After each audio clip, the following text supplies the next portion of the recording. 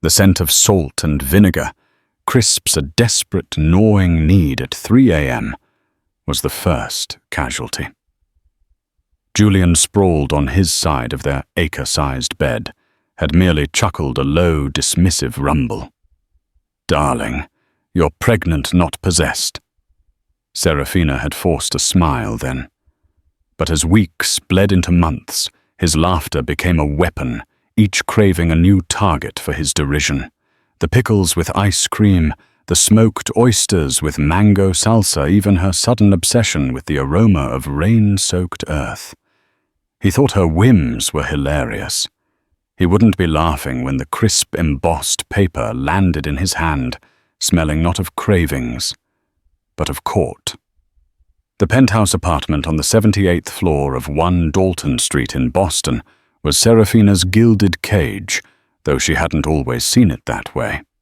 When she married Julian Thorne, CEO of Thorne Industries, a global tech empire, she'd been swept into a whirlwind of opulence she'd only read about in magazines. He was charming, devastatingly handsome, and exuded a confidence that bordered on arrogance, a trait she initially found captivating. Their first 2 years were a carefully curated montage of exclusive parties, spontaneous trips to Monaco on their private jet, and philanthropic galas where their smiles were as dazzling as the diamonds adorning Seraphina's neck. Julian loved the image of them, the power couple, effortlessly elegant, eternally adored. Seraphina, an art curator with a keen eye and a gentle disposition, had genuinely loved him, or at least the man he'd presented himself to be. The news of her pregnancy was at first received with apparent joy.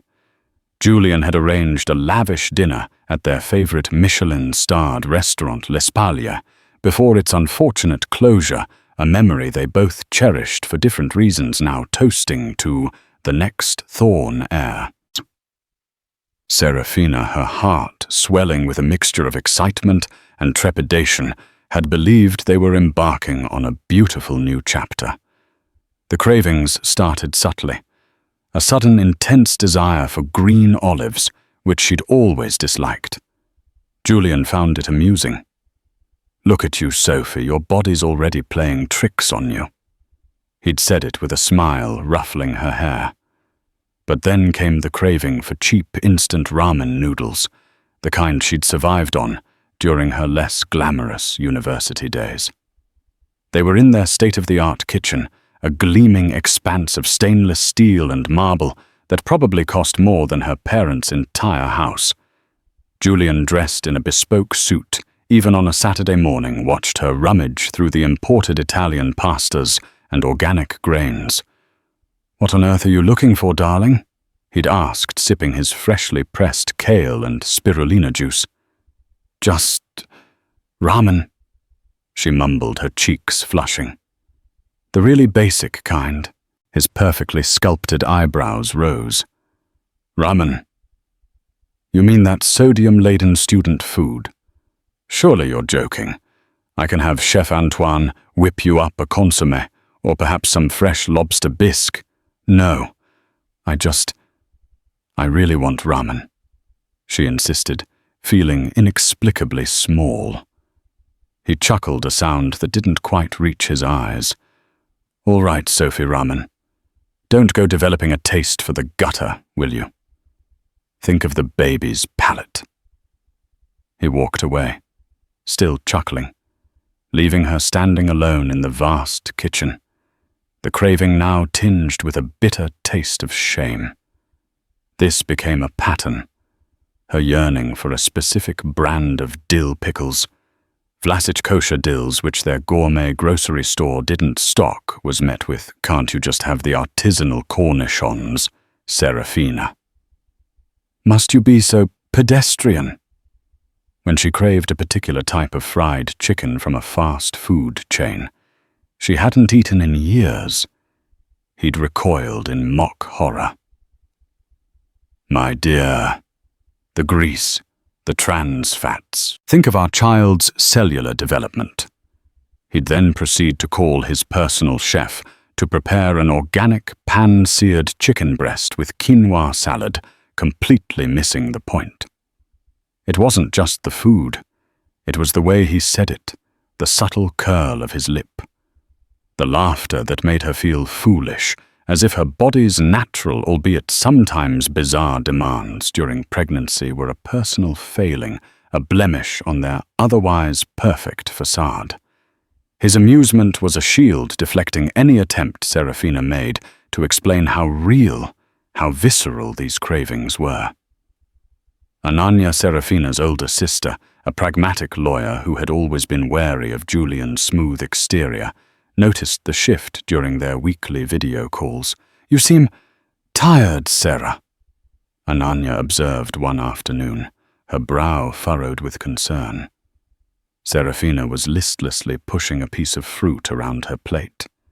And not just first trimester tired. "Is Julian being supportive?" Seraphina picked at a loose thread on her cashmere cardigan. Julian. He thinks my craving for Fruit Loops with melted cheese is a sign I'm losing my mind." Ananya blinked. "Fruit Loops with melted cheese. Okay, that one's a bit out there even for pregnancy cravings, but still, his job is to get you the Fruit Loops and the cheese, not psychoanalyze you." He just laughs, Ananya. He makes a joke out of it. Last night I woke up wanting the smell of old books and damp soil. I know it's weird, but it was so strong. He told me I should write a horror novel instead of gestating his child. Her voice trembled slightly. "That's not funny, Sarah. That's belittling. He says he's just trying to keep things light, that I'm being overly sensitive because of the hormones." Ah, the classic, "your hormonal dismissal." Convenient, isn't it? Ananya's voice was laced with sarcasm. "Is he like this about other things? The doctor's appointments? The nursery plans?" Seraphina hesitated. Julian always sent his personal assistant, a briskly efficient woman named Portia, with her, to appointments if he couldn't make it, which was often. He'd approved the renowned interior designer's plans for the nursery. A symphony of gender-neutral creams and imported French antiques, with a cursory glance and a "looks suitably expensive, well done." "He's busy," Seraphina defended weakly. "Thorne Industries is launching a new satellite network. It's a very demanding time." "Having a baby is demanding too, Seraphina. He's a co-participant, remember? Not just a sperm donor with a black Amex." The conversation left Seraphina feeling uneasy. Was she being too sensitive? Or was Julian's laughter a symptom of a deeper disregard, a crack in the foundation of their supposedly idyllic life? The penthouse, once a symbol of their shared success and love, was beginning to feel more like a beautiful soundproof room where her voice and her increasingly desperate cravings were swallowed by the opulence, unheard and unheeded. The laughter, she was starting to realize, wasn't affectionate teasing. It was the sound of her significance slowly eroding.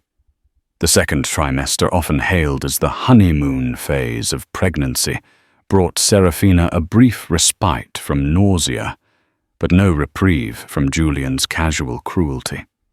Her cravings, if anything, intensified in their specificity, and to Julian, their absurdity.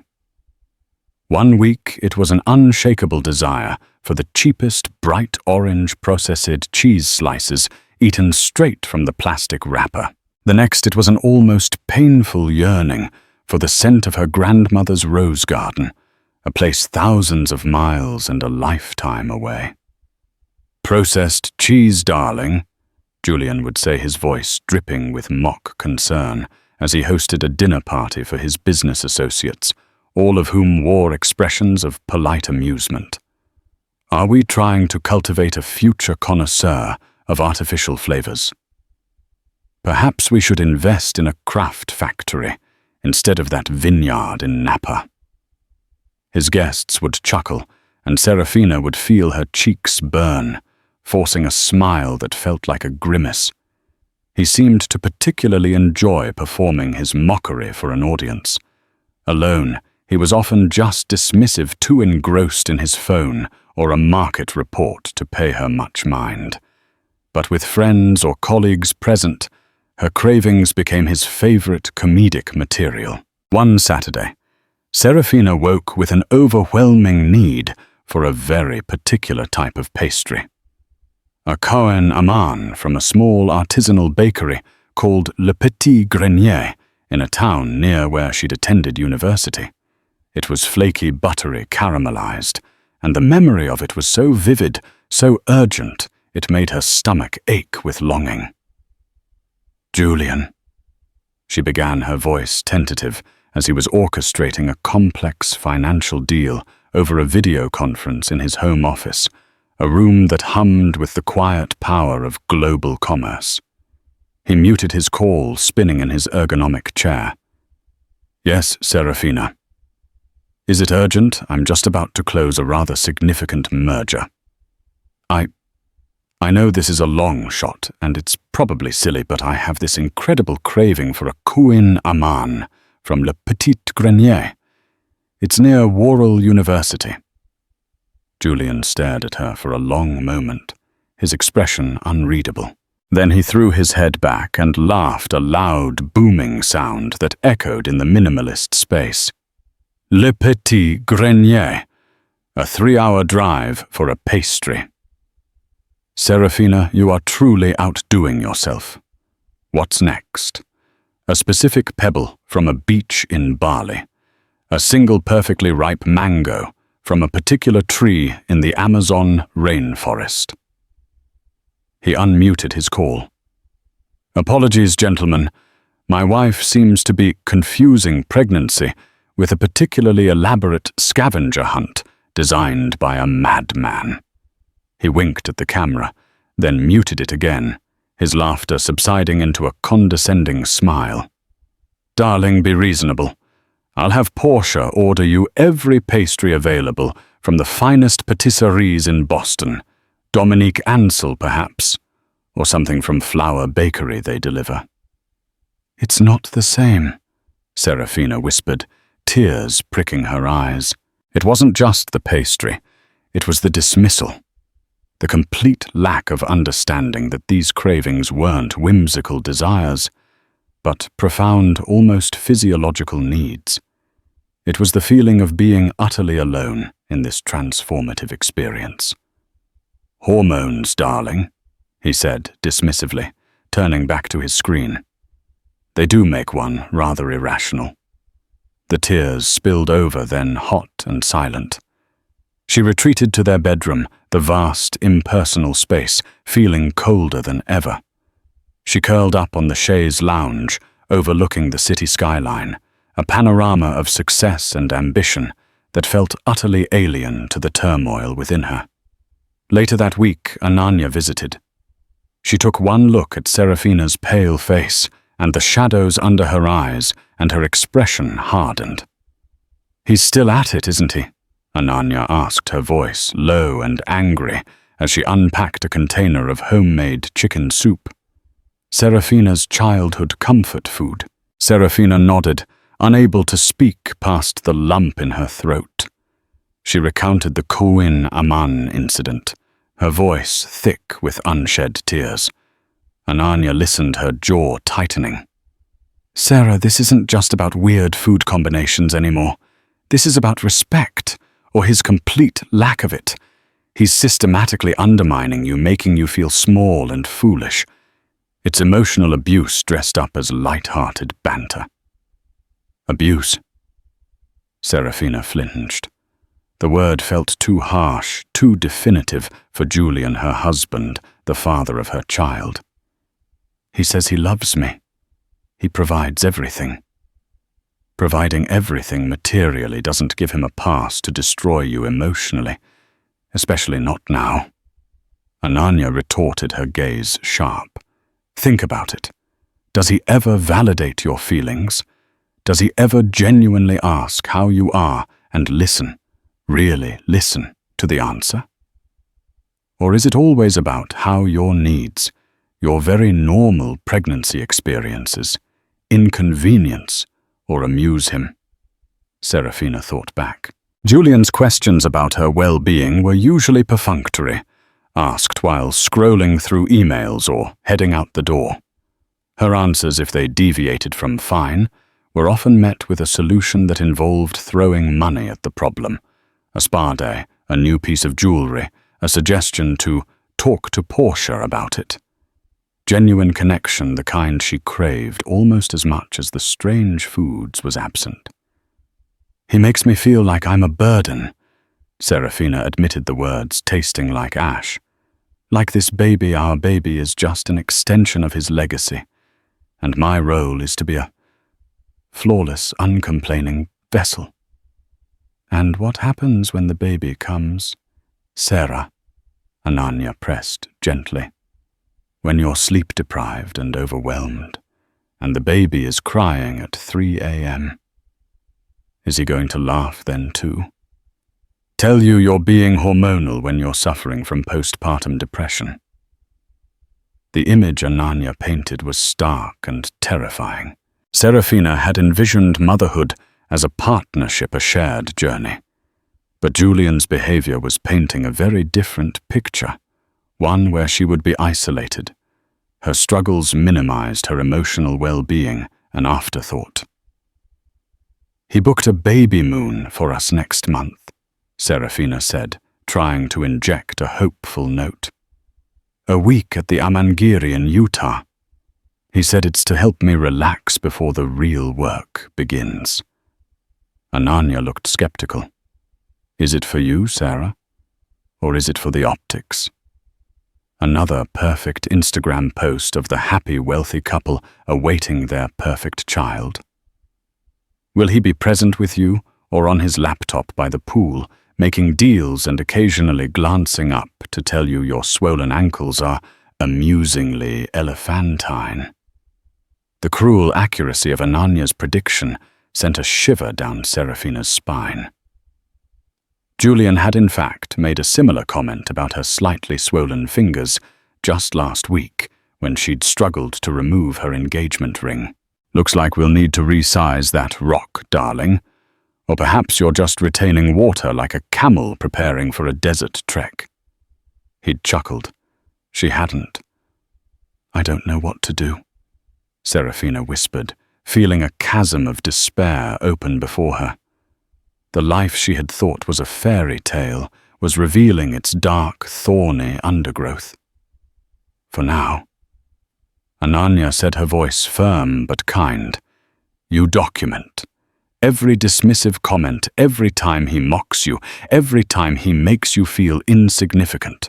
Write it down. Date it. Not for him, but for you. So you have a clear record of what's happening. So you don't let him gaslight you into believing it's all in your head or that you're the one who's too sensitive." The suggestion was startling, yet it resonated with a nascent part of Seraphina that was tired of feeling like a punchline. Documenting it felt like acknowledging the reality of her pain, a small act of defiance in the face of Julian's relentless mockery. The laughter was no longer just background noise.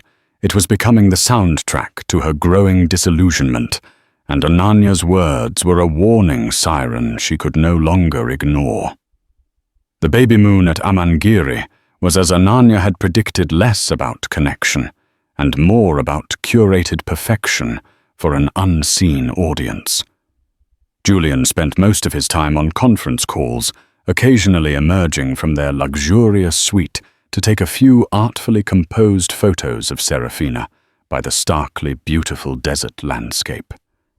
He'd instruct her to look serene, to smile like you're actually enjoying this. His tone implying her visible fatigue and underlying sadness were an inconvenience to his vision.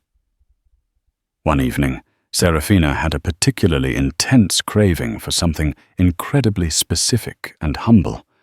A simple bowl of congee, the comforting rice porridge her mother used to make when she was sick. It was a craving born of a deep emotional need for comfort and familiarity, a yearning for a simpler, more nurturing time. When she mentioned it to Julian, he was in the middle of a video call with his European team, pacing their private terrace overlooking the vast canyons. He muted the call, an impatient frown etching his handsome features. "Conji Seraphina, we are at one of the most exclusive resorts in the world with a menu curated by a world-class chef. They have pan-seared foie gras, truffle risotto, A5 wagyu, and you want rice porridge?" He let out an exasperated sigh. "Can't you just order something normal, something befitting this place?" "It's what I want, Julian," she said. Her voice quiet but firm. "It's a comfort food." "Comfort?" He scoffed, then unmuted his call. "Apologies, team, domestic crisis. My pregnant wife believes she's in a rural Asian village instead of a 5-star desert oasis. The quest for peasant food continues." He smirked at his screen, clearly expecting appreciative chuckles from his colleagues on the other side of the world. The casual cruelty of his words broadcast to his international team struck Seraphina with the force of a physical blow. It wasn't just about Conji anymore. It was about her heritage, her identity being reduced to a punchline for his amusement. Humiliation, cold and sharp, washed over her. She turned and walked back into the suite, her body trembling. Later that night, while Julian slept soundly beside her, Seraphina experienced sharp, cramping pains. Panic seized her. She lay there for a few moments, frozen by fear, before a particularly intense wave of pain made her gasp. "Julian," she whispered, shaking his arm. "Julian, wake up. Something's wrong." He mumbled, swatting her hand away. "Go back to sleep, Sophie. You probably just ate something that disagreed with you. All those strange combinations. No, Julian, it's pain. Real pain," she insisted, her voice rising in panic. I think we need to call a doctor." He finally propped himself up on an elbow, blinking at her with undisguised annoyance. "A doctor at 2 a.m. For what indigestion? Seraphina, you're being dramatic. It's probably just Braxton Hicks. Read one of those pregnancy books I bought you." "It's not Braxton Hicks," she cried, tears streaming down her face. "It's different. Please, Julian. I'm scared." He sighed, a sound of profound irritation. "Fine. I'll call the resort doctor in the morning if you're still scared. Now let me sleep. I have a 7 a.m. call with Tokyo." He rolled over, presenting her with his indifferent back. Fear, stark and terrifying, mingled with a chilling clarity. He didn't care. Her pain, her fear for their child was an inconvenience. She was utterly alone. Seraphina, fighting through waves of pain and despair, managed to find the resort's emergency number on the hotel directory. She explained her symptoms to the operator, her voice shaking. Within 15 minutes, a doctor arrived at their suite. Julian, disturbed by the knock, finally sat up, looking more irritated than concerned. The doctor, a kind, middle-aged woman, examined Seraphina quickly and efficiently. Her expression grew serious. "You're experiencing premature contractions, Mrs. Thorne, and your blood pressure is alarmingly high. We need to get you to a hospital. The nearest one with a proper neonatal unit is in Kanab, about an hour and a half away." Julian, now fully awake, looked aghast, but Seraphina suspected it was more at the disruption and potential scandal than genuine concern for her or the baby. "A hospital? Is that really necessary? Can't you just give her something here?" The doctor fixed him with a steely gaze. "Mr. Thorne, your wife's condition is serious. Stress can be a significant factor in situations like this. She needs immediate medical attention." Her unspoken accusation hung heavy in the air. The ambulance ride was a blur of fear and pain for Seraphina. Julian followed in a resort car on the phone most of the time, presumably rearranging his schedule and managing the fallout. At the small rural hospital, Seraphina was given medication to stop the contractions and monitor her blood pressure. The baby thankfully was stable, but the doctors warned her that she needed to avoid stress at all costs. She was to be on strict bed rest for the foreseeable future. Julian, when he finally appeared by her bedside, looked harried. "Well, this is a fine mess, Seraphina. My entire week is ruined. All those meetings. And bed rest. How are you going to manage the preparations for the baby shower Portia has been meticulously planning at the country club?" Seraphina stared at him, a cold, hard anger solidifying within her.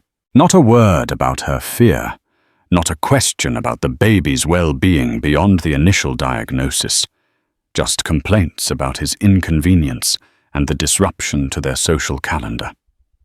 "The baby shower," she said, her voice flat and devoid of emotion, "is cancelled. And Julian, I think it's time we had a serious conversation about our marriage." He waved a dismissive hand. "Oh, don't be so melodramatic, Seraphina. You're just emotional because of this episode. You'll feel better once you're back in Boston in our own home with proper care." But something had irrevocably broken that night. His laughter, his mockery, his profound selfishness had almost cost her their child. The gilded cage had become a dangerous trap. A few days later, back in their Boston penthouse confined to her bed, Seraphina felt a strange sense of detachment.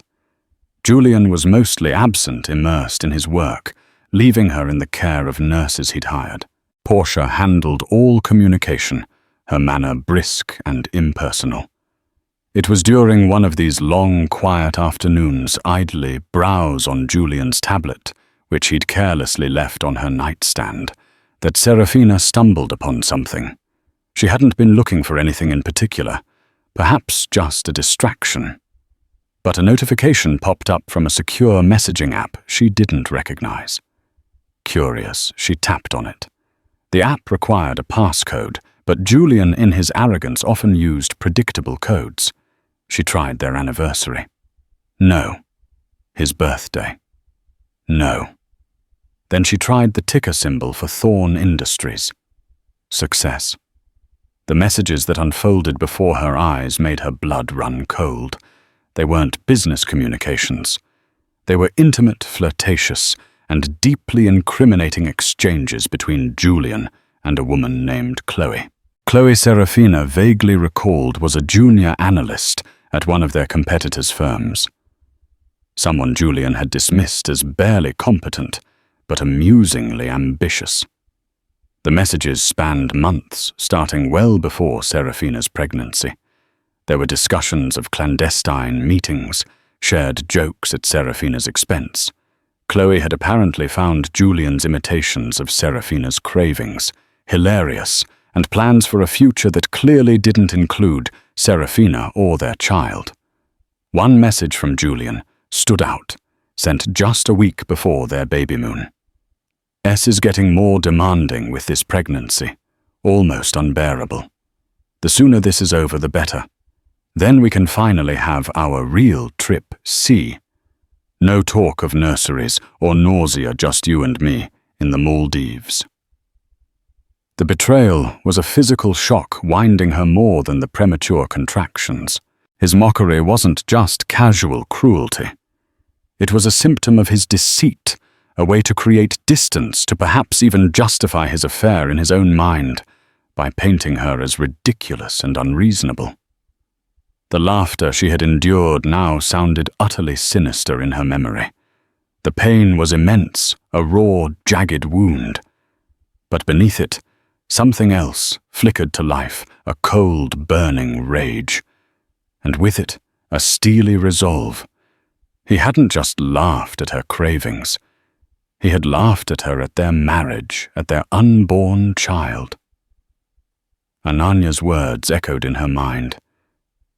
Document everything. With trembling hands, Seraphina began to take screenshots. Every message, every damning photo Chloe had sent Julian, every callous remark he'd made about his pregnant wife. The peasant food comment was there relayed to Chloe with added embellishments. Julian's irritation about the hospital visit was detailed with no hint of concern, only annoyance. He hadn't just dismissed her, he had actively deceived and betrayed her. The truth, ugly and devastating, was finally out, and Seraphina knew with a chilling certainty that she wouldn't just be fighting for her well-being or her child's anymore. She would be fighting for justice. His laughter would stop. She would make sure of it. The weeks that followed were a blur of enforced bed rest and quiet, methodical planning. Outwardly, Seraphina maintained a fragile composure whenever Julian was present, which was infrequent. He'd breeze in, ask perfunctory questions about her health, perhaps touch her belly with a detached air, and then retreat to his study or leave for urgent business. He attributed her subdued nature to her condition, oblivious to the storm brewing beneath her calm exterior. Her primary companions were the nurses, rotating in shifts, and Ananya, who became her rock, her confidant, and her co-conspirator. After Seraphina tearfully revealed Julian's affair and showed her the trove of messages, Ananya's reaction was a quiet fury that mirrored Seraphina's own. The arrogant, deceitful pig! Ananya seethed, her usual composure cracking. He deserves everything that's coming to him, Sarah, and we're going to make sure he gets it. The first step was finding the right lawyer. Ananya, with her legal connections, researched meticulously. They needed someone formidable, someone who wouldn't be intimidated by Julian Thorne's wealth and influence, someone who specialized in high-net-worth divorces and wasn't afraid to play hardball. They found her in Ms. Eleanor Vance, a legendary Boston divorce attorney, known for her razor-sharp intellect, her discreet tenacity, and her impressive track record of dismantling narcissistic millionaire husbands. Her firm, Vance & Associates, had a reputation for leaving no stone unturned. The initial consultation with Miss Vance took place via a secure video call arranged by Ananya. Seraphina, propped up in bed, felt a surge of anxiety, but also a flicker of empowerment. Ms. Vance was in her late 50s, her silver hair impeccably styled, her gaze direct and unnervingly perceptive. She listened patiently as Seraphina, her voice occasionally trembling, but her resolve clear, recounted the story, the dismissiveness, the mockery of her cravings, the emotional neglect, the terrifying night in Utah, and finally the devastating discovery of the affair. She then shared the screenshots of Julian's messages with Chloe. Ms. Vance absorbed it all, her expression neutral, but her eyes missing nothing. "Mrs. Thorne," she began, her voice calm and authoritative, "thank you for sharing this. What you've described is not just marital dissatisfaction. It's a pattern of emotional abuse exacerbated by infidelity and gross negligence regarding your health during a vulnerable time. The messages with this Chloe are particularly damning, especially his comments about you and the pregnancy. They paint a very clear picture of his character and his priorities. He thinks I'm just being hormonal overly sensitive," Seraphina said, the old shame flickering. "A common tactic used by men like your husband to invalidate their partner's legitimate feelings and experiences," Ms. Vance stated coolly. "We will not let that narrative stand. Massachusetts is an equitable distribution state, not a community property state. This means the marital assets will be divided fairly, though not necessarily 50-50.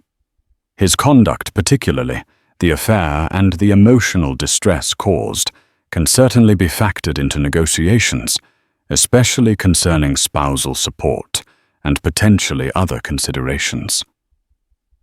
"What about the baby?" Seraphina asked, her hand instinctively going to her swollen abdomen. "I want full custody. I don't want my child exposed to his toxicity." "Custody will be determined based on the best interests of the child," Ms. Vance explained. "His behavior, particularly his disregard for your well-being during the pregnancy complications, will be highly relevant. We will build a strong case. However, be prepared, Julian Thorne will fight. Men like him don't relinquish control easily." Over the next few weeks, under Ms. Vance's guidance, Seraphina began to gather more evidence. Ananya, acting as her discreet operative on the outside, helped retrieve financial documents Julian had stored in their shared cloud. Statements from offshore accounts. Seraphina hadn't known existed details of shell corporations and lavish expenditures on gifts and trips that clearly weren't for her. It appeared Julian was not only a philanderer, but was also potentially hiding assets, possibly in anticipation of a day like this, or perhaps just as a matter of course for a man of his immense and somewhat shadowy wealth. Seraphina also kept a detailed journal, as Ananya had initially suggested documenting every interaction with Julian, every dismissive comment, every instance of his emotional absence. She noted his complete lack of interest in prenatal classes. He'd scoffed at the idea, saying, "I pay people to handle such things." His failure to attend crucial doctor's appointments, always a last-minute unavoidable meeting, and his continued jokes about her changing body even after the scare in Utah. He'd once patted her swollen belly and said, "Quite the little tenant in there, Sophie. Hope it inherits my ambition and your punctuality at least. You were always good at being on time for dinner." The barb, implying she was good for little else, was duly recorded. The real-life reference that kept coming to mind, a symbol of his casual disregard, was a specific antique Fabergé egg music box that had belonged to Seraphina's grandmother. It played a lullaby her grandmother used to sing. Early in the pregnancy, Seraphina had brought it out, hoping it would be something they could share a future heirloom for their child. Julian had glanced at it and remarked, "Quaint but rather dusty, isn't it? We can get something far more valuable from Asprey or Cartier for the nursery, something that actually appreciates in value." He didn't understand sentimental value, only monetary. This small, exquisitely crafted piece became a poignant symbol of everything he couldn't or wouldn't comprehend about her. Ms. Vance also hired a discreet private investigator, a former FBI agent named Marcus Thorne. No relation, a detail that brought a grim smile to Seraphina's face, to gather more information on Chloe and to monitor Julian's activities. Marcus was efficient and thorough. He uncovered evidence of Julian's lavish spending on Chloe, a rented apartment in Back Bay, expensive jewelry from Shreve Crump, and low weekend trips Seraphina had been told were business conferences. The weight of Julian's deceit was suffocating, but with each piece of evidence, Seraphina felt a strange sense of empowerment. She was no longer a victim cowering in a gilded cage. She was an architect, carefully constructing the case that would bring Julian Thorne's world of lies crashing down.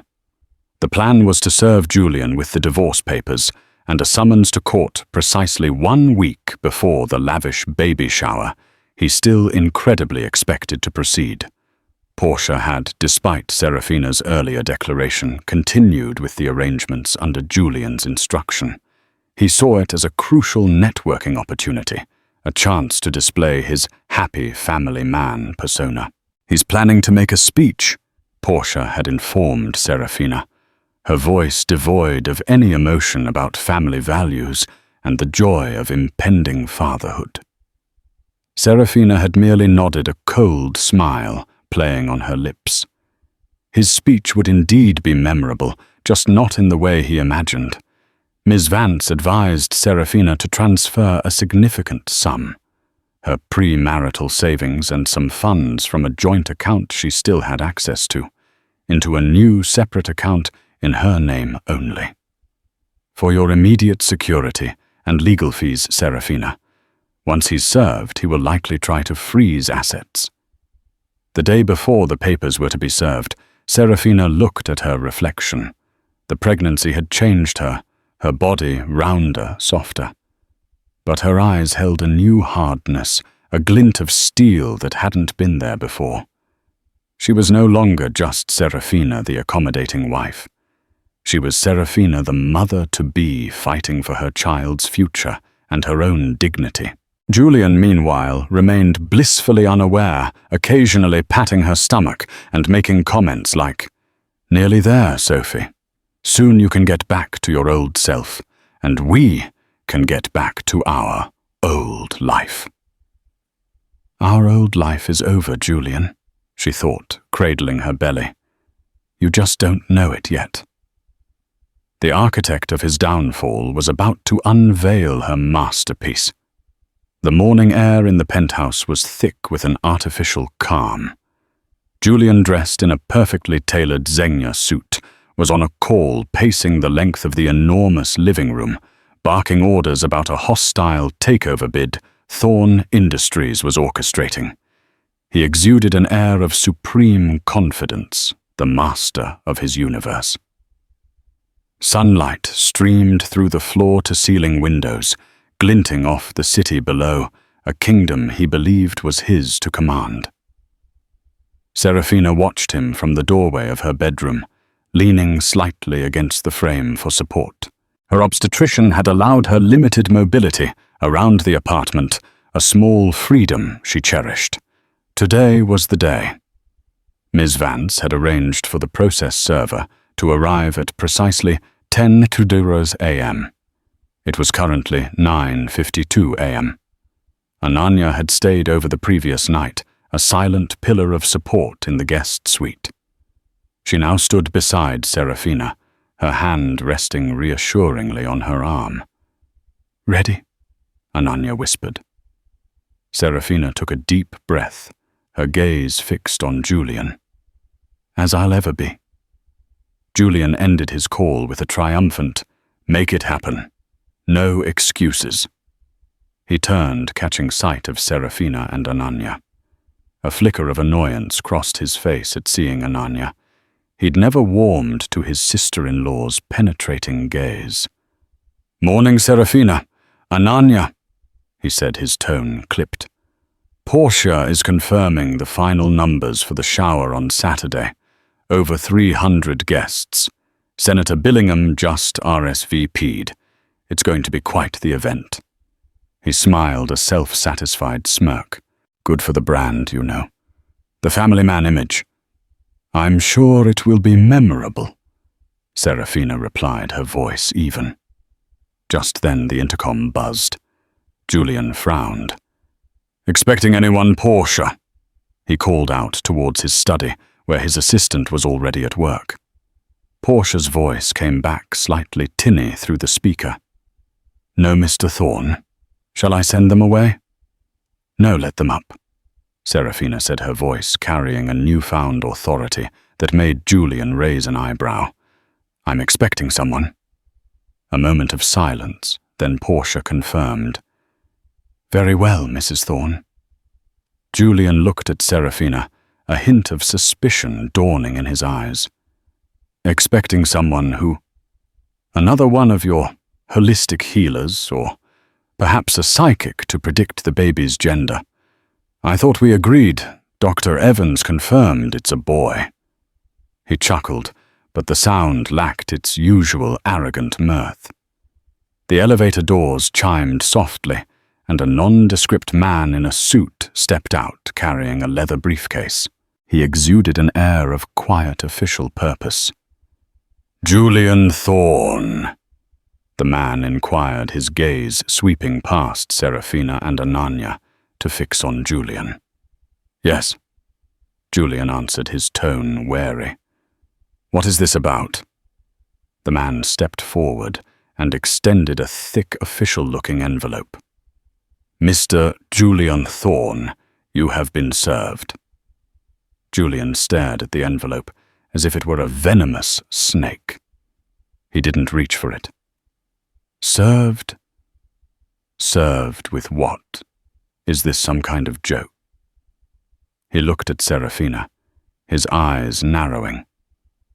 "Seraphina, what is this? Why don't you open it and find out Julian?" Seraphina said, her voice calm, though her heart was hammering against her ribs. The process server, professionally impassive, placed the envelope on a nearby marble console table when Julian made no move to take it. "You are hereby summoned to appear before the Suffolk Probate and Family Court. All relevant documents are enclosed. Good day, sir, madam." He nodded curtly and made his exit as silently as he had arrived. Julian slowly approached the envelope. His usually ruddy complexion had paled. With trembling fingers he picked it up and tore it open. As he read the first page, a petition for divorce, citing irreconcilable differences, emotional abuse and adultery, his face went through a rapid series of transformations. Disbelief, confusion, then a dawning, horrified comprehension. "Divorce," he finally choked out, looking at Seraphina as if seeing her for the first time. "Are you insane? Divorce on what grounds?" He scanned the document frantically. "Emotional abuse, adultery. This is preposterous, slanderous. Is it Julian?"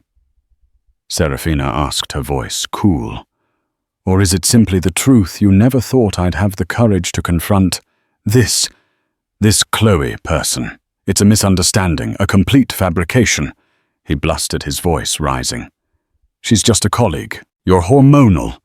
Seraphina, you're not thinking clearly. We can talk about this. We don't need this." He gestured wildly at the papers. Ananya stepped forward slightly. "Oh, I think she's thinking more clearly than ever, Julian. And we have more than just fabrications.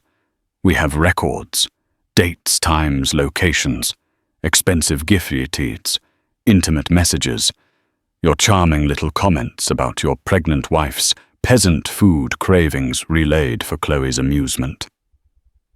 "Shall I go on?" Julian's face turned ashen. He looked from Ananya's steely gaze to Seraphina's resolute expression.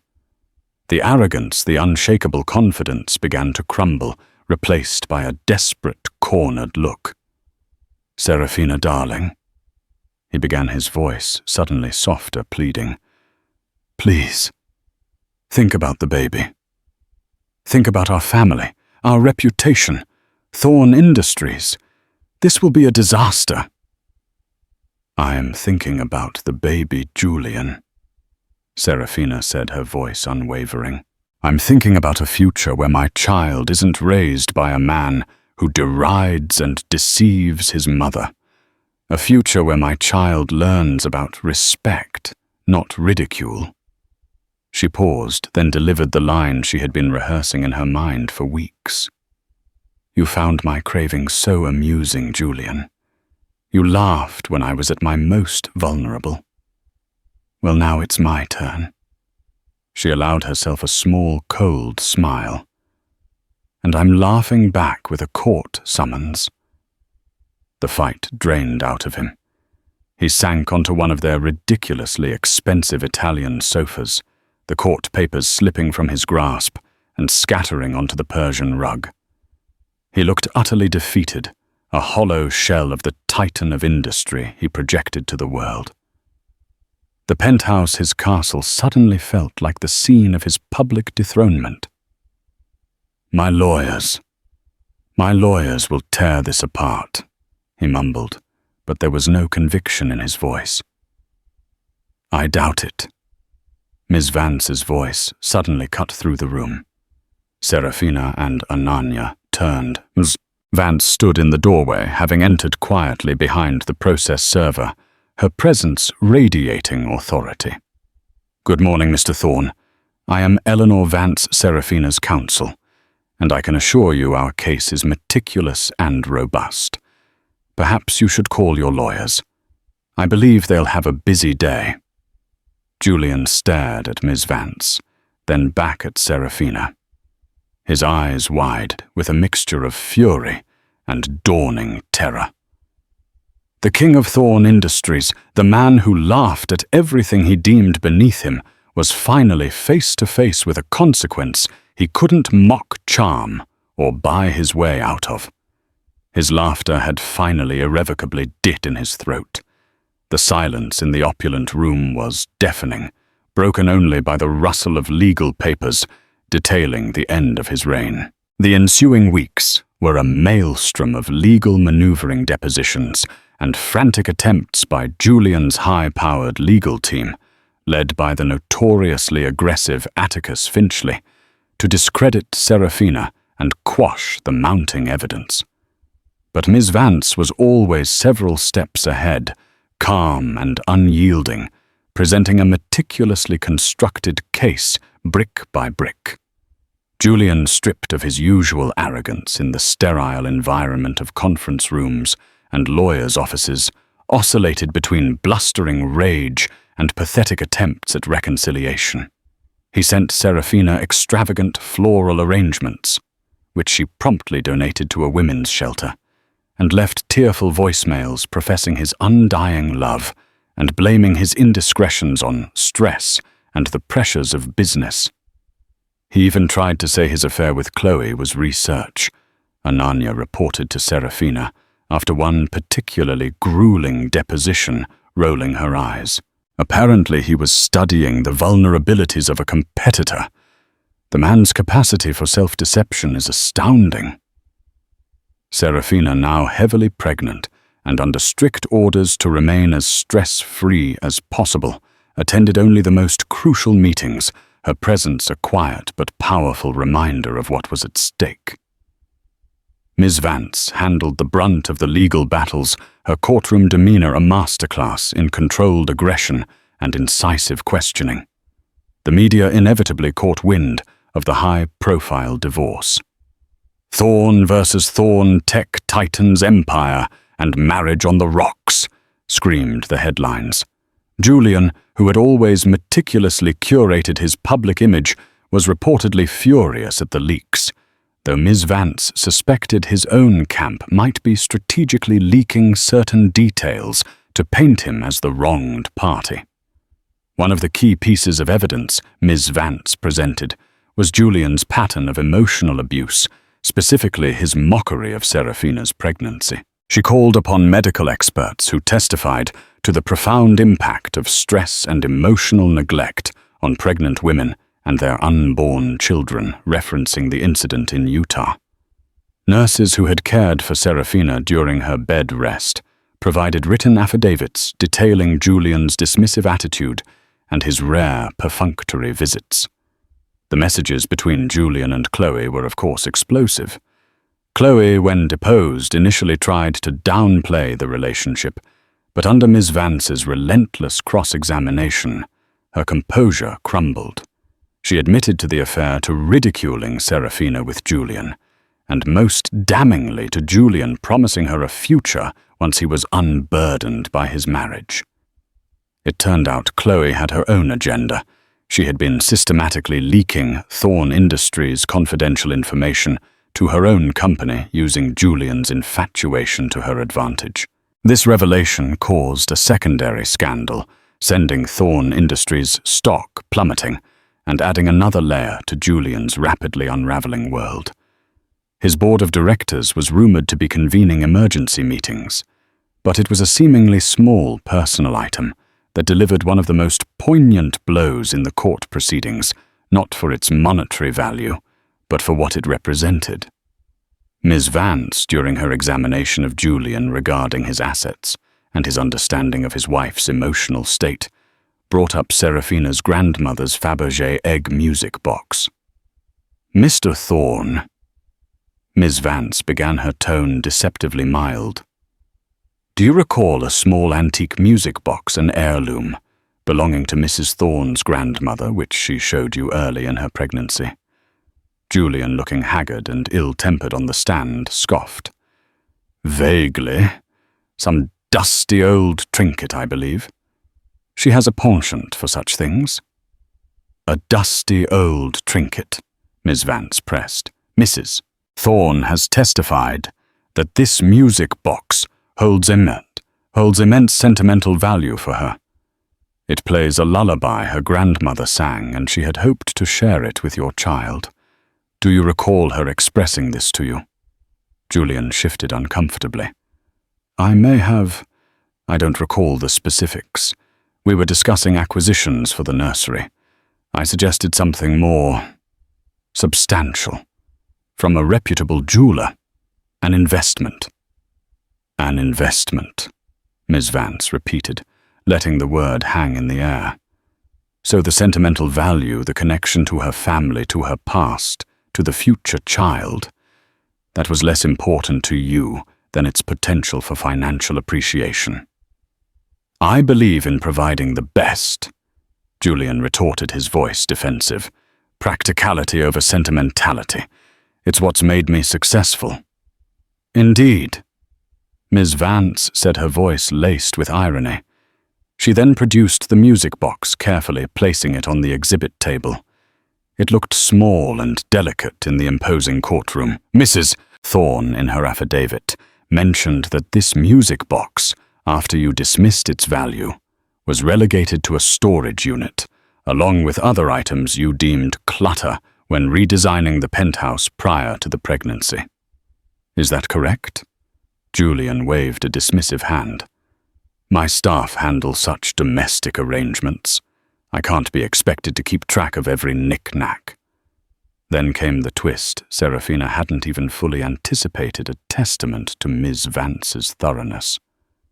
"Mr. Thorne," Miss Vance continued, her gaze unwavering, "our investigators recently discovered that the contents of that particular storage unit, including this music box, were scheduled to be auctioned off last month due to non-payment of fees. Fees that were, according to the records, to be automatically paid from an account managed by your personal finance office. Can you explain why your wife's cherished family heirlooms were on the verge of being sold?" Julian looked genuinely stunned, a flicker of panic in his eyes. "Auctioned? That's impossible. There must be some mistake. An oversight." "An oversight, Mr. Thorne. Or another example of your profound disregard for anything that doesn't directly benefit you or your bottom line." Miss Vance paused, then delivered the final blow. "Fortunately, Mr. Thorne, we were able to intervene and retrieve these items, including this music box, before they were lost forever. It seems while you were busy investing in your mistress and attempting to hide assets offshore, you couldn't be bothered to ensure the safety of something that meant the world to your pregnant wife." The courtroom was silent. The image of the powerful Julian Thorne, so careless with his wife's heart and heritage that her grandmother's precious heirloom almost ended up on an auction block, was devastating. It wasn't about infidelity anymore, or even the mocking laughter. It was about a fundamental lack of humanity, a coldness that chilled everyone present. Finchley Julian's lawyer looked visibly uncomfortable, shuffling his papers and avoiding eye contact with his client. Julian stammered, I had no knowledge of this. Portia handles these bills. It must have been her error."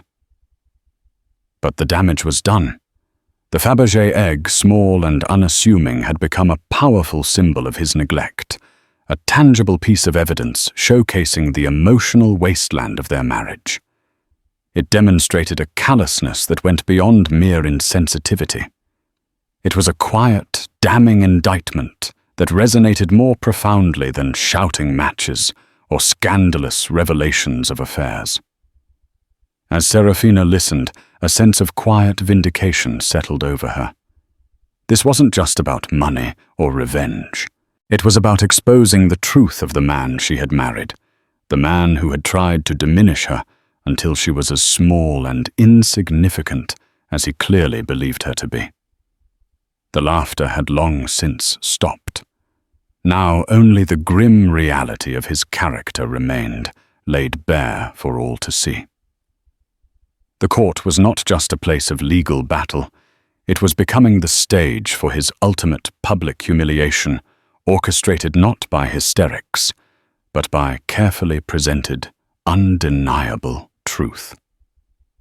The trial, or rather the series of hearings and negotiations that constituted the unraveling of Julian and Seraphina's marriage, dragged on for several more months. Julian's initial bluster gave way to a sullen, resentful compliance as the weight of evidence against him became undeniable. The revelations about Chloe's corporate espionage, triggered by the divorce proceedings, had a cascading effect on Thorne Industries. The board, facing shareholder revolts and plummeting stock prices, eventually pressured Julian to step down as CEO. His empire, built on aggressive tactics and an image of unshakable control, was crumbling. Ms. Vance, true to her reputation, was relentless. She systematically dismantled Julian's attempts to hide assets, her forensic accountants tracing convoluted trails to offshore accounts and shell corporations.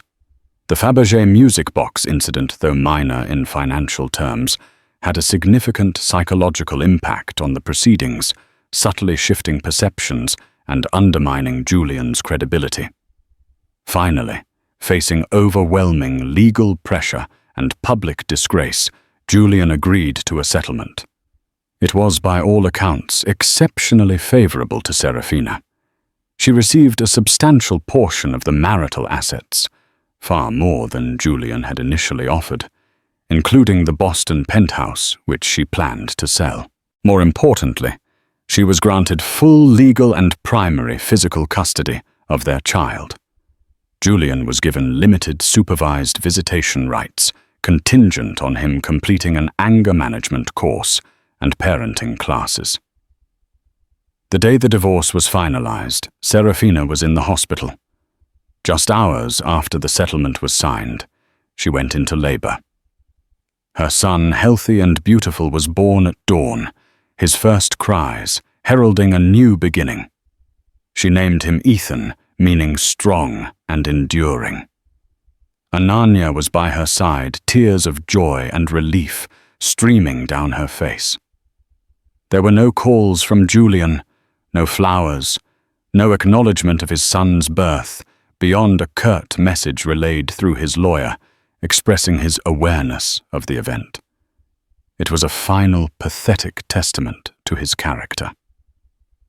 Seraphina felt a pang, not of sadness for the loss of her marriage, but of pity for a man so consumed by his own ego that he couldn't see the profound joy he was missing. A few weeks later, Seraphina, with baby Ethan cradled in her arms, stood in the now empty penthouse. The movers had taken the last of her belongings. The opulent space, once her gilded cage, felt cold and impersonal. She walked to the large windows looking out over the city. It was no longer Julian's kingdom. It was just a city full of possibilities. She thought of Julian's laughter, the sound that had once chipped away at her soul. It was silent now, placed by the gentle gurgles of her son. She had faced the mockery, the betrayal, the fear, and she had not only survived, but emerged stronger with the most precious gift of all. Ananya arrived carrying a box of Seraphina's remaining personal items. Among them, nestled carefully in tissue paper, was the Fabergé music box. Seraphina picked it up, its delicate craftsmanship cool beneath her fingers. She wound it gently, and the sweet, clear notes of her grandmother's lullaby filled the empty room. It was no longer a symbol of Julian's neglect, but a testament to her resilience, a connection to her past, and a promise to her future. "Ready to go?" Ananya asked, smiling. "More than ready." Seraphina replied, her own smile radiant. They walked out of the penthouse, leaving behind the ghosts of a painful past. Seraphina was moving into a charming brownstone in a quieter, family-friendly neighborhood, closer to Ananya. She planned to return to her career as an art curator, specializing in supporting emerging female artists. She would raise Ethan surrounded by love, honesty, and the gentle strength she had rediscovered within herself. Seraphina's journey from a silenced wife to a triumphant mother is a powerful reminder that no one should endure ridicule and disrespect, especially during life's most vulnerable moments. Julian's laughter at her pregnancy cravings was a symptom of a much deeper betrayal. But Seraphina found her voice and her strength, turning his mockery into her motivation for justice. Her story is one of resilience, the courage to fight back against emotional abuse, and the ultimate victory of truth and self-worth. If Seraphina's story resonated with you, or if you've ever felt dismissed or unheard, please give this video a like and share it with others who might find strength in her journey. Don't forget to subscribe to our channel for more compelling stories of truth transformation and the incredible power of the human spirit. Hit that notification bell so you never miss an update. Thank you for watching.